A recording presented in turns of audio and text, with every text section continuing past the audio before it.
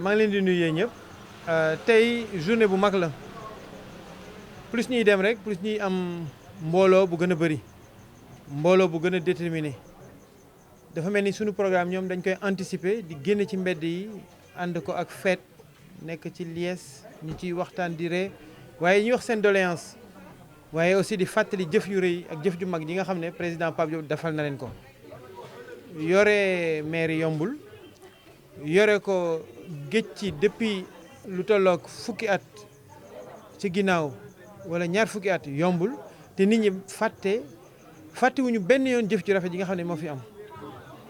li ma leen bëgg a xamal rek moo di tey dañu invité woon émission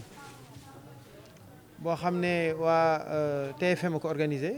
tuddee ko show électoral Malal Junior Diagne moo ko animé ak Malick Thiandoum ñi nekk fa nag foofu it dañu wanewaat doole déjà président bu mu accès rek dafa séduire assistance bi ndax dafa ñëw rek sànni veste bi nekk bras de chemise commencé di wax ñi nekk ci show bi ak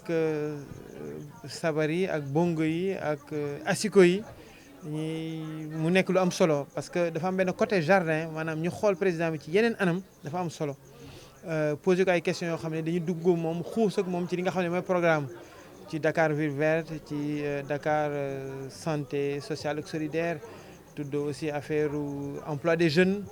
ak yi nga xam ne yëpp ñu ngi koy naal ville du futur bi yooyu di ay points yu important pour moom parce que nee na dafa bëgg population waa Dakar bañ a génn ci Dakar am na ay étrangers yoo xam ne ñi ngi commencé di jël sunu suuf si di fi dugg si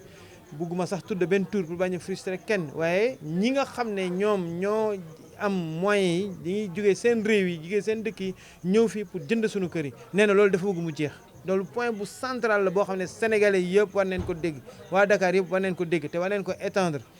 ndax da ngay gis kër goo xam ne kilifa gi day wàññeeku rek ñu jaay kër gi waa kër gi duñ ko jënd ñeneen ñoo koy jënd ay étranger da ngay tax ba boo duggee ci quartier bi nga koy xam di campagne ña nga xamoon ñëpp da ngay laaj ci ana diw ana kër diw ñi naan toxu na génn na Dakar sax ana diw ana kër diw président nag nee na loolu c'est écœurant seen njaboot yaa ngi fi war a mën jël kër yi moo tax ñu mettre en place benn système de financement participatif ànd ceeg banques yi ànd ceeg assurance yi ànd ceeg ay business angel ñoo ñëpp taxaw neen réunir leen wax ak ñoom ba d'accord ak ñoom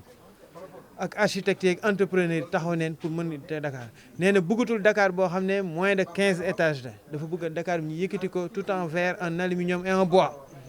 donc liggéey boobu nag lañ nekk donc war neen ci waxtaan ci sax bañ ci jógee aussi dañu bëggoon dem directement côté biscuiterie waaye population bi ñooñu accueillir téye ñu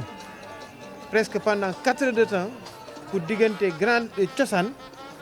ak biscuiterie def nañ ko presque 4 heures de temps mbooloo mi dar ñu coow li bëri ñu ñuy gunge dañu mujjee sax couper ko parce que dafa am yeneen audience yoo xam ne ay ralliement la yoo xam ne war nañ ñëw te neen ko def fii ba 3 heures ba 4 heures du matin encore ñu war a yeewooti am yeneen rendez-vous. de toute façon ñi ngi nekk di ci liggéey